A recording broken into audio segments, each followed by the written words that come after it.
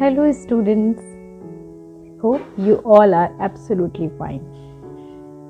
So today we are going to learn about clauses. I hope you have already watched the videos related to phrases and its kind. So without wasting much time, let's begin today's class.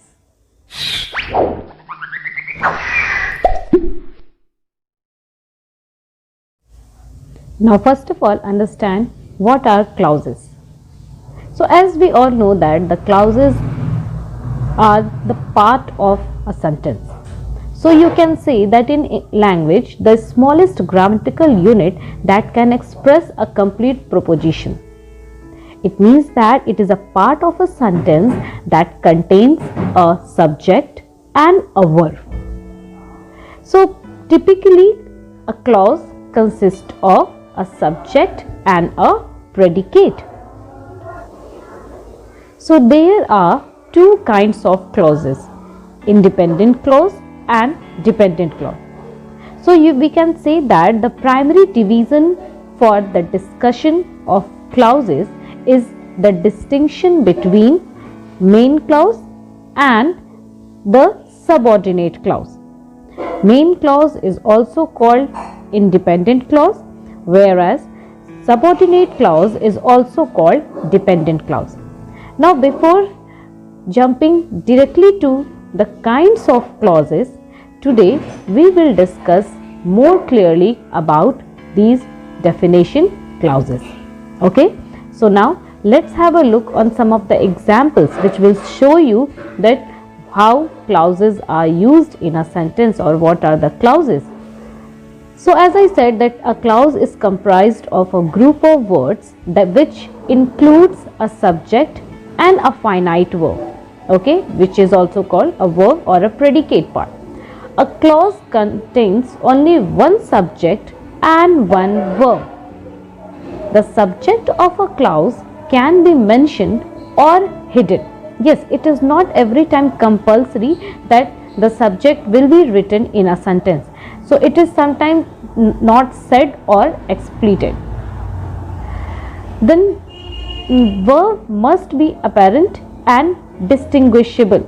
Okay, so you can say that, but it sometimes also occurs in languages like verbs are mentioned and they are completely distinguishable with the subject. They are apparent and this can be distinguishable very clearly with the subject, right? Now let's have a look on some of the examples.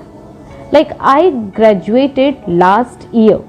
So here I is a subject and graduated last year is the verb part or the predicate part. Okay, so this sentence has one clause.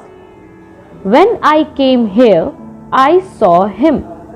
In this sentence, I came here. So I is a subject, came here is a predicate or which consists of a verb also, and I saw him. So here also subject and verb both are consisting. So you can say that in this sentence there are two clauses. Now when I came here, I saw him and he greeted me. In this sentence there are three clauses. I came here, I saw him, and the last one, he greeted me. So in all these three parts of the words, as you can see that there is a subject as well as there is a predicate, right? I hope you are clear with the concept of clauses. Now it's time to see that how much you have understood about the clauses. So for that I have an interesting exercise for you where you have to determine whether each group of words is a clause or a phrase. If you have not watched the video of phrase till now, I highly recommend you to please watch it first. I will drop the link of a phrase video in my description box. Okay, so you can just click over there and watch all the videos related to phrase and its kind. Now let's have this exercise, here you have to tell whether the group of words is a clause or a phrase. The first is, after he played the match. So as you can see here that there is a subject he in this sentence, and played the match is the verb which includes it's a predicate which includes a verb. So yes, definitely you can say it that it's a clause. In the sky. Now in the sky is a group of words which has some meaning, but it's not a complete meaning, means it cannot stand alone as a sentence. So yes, definitely you can say that it's a phrase. His mother was a pilot. This gives you a complete meaning, complete sense, okay, and it includes a subject as well as a verb, right? So this is a clause. Short of time. Now this group of words is a phrase because it has no subject as well as no verb. And he escaped. So and he escaped is a clause because he here is a subject and escaped is a verb. Yes, you are right that it's not giving you a complete meaning, but as it stands on the definition of the clause, so you can say that it's a clause. But she does not like singing. Yes, definitely this is also a clause because here she is a subject and does not like singing is the predicate which includes a verb. Ringing the bell.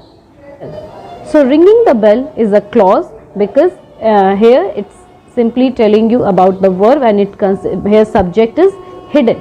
It is hidden over here. Next, because I know him. Yes, this is also a clause. Now let's have a look on some more exercises. Under the table. Under the table is a phrase. When he reached home. Yes, you are absolutely right. This is a clause. The third house on the left. So it doesn't have any verb in it. So yes, you can say that it's a phrase. Okay, the next sentence is he hates jam. So yes, it's a clause. Then the school will close down. So the school will close down, it's a clause. Okay, then second last, that he would do it the next day. So here he is a subject and would do it the next day. This includes, this part of sentence includes a verb. So yes, it's a clause.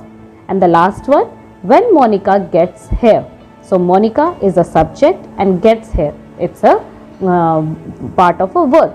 So yes, this is also a clause. So what we have learned from this exercise, that clauses are not sentence, they are just segregation of words that have a verb, subject and also a predicate. Okay, so a sentence can have more than one clause.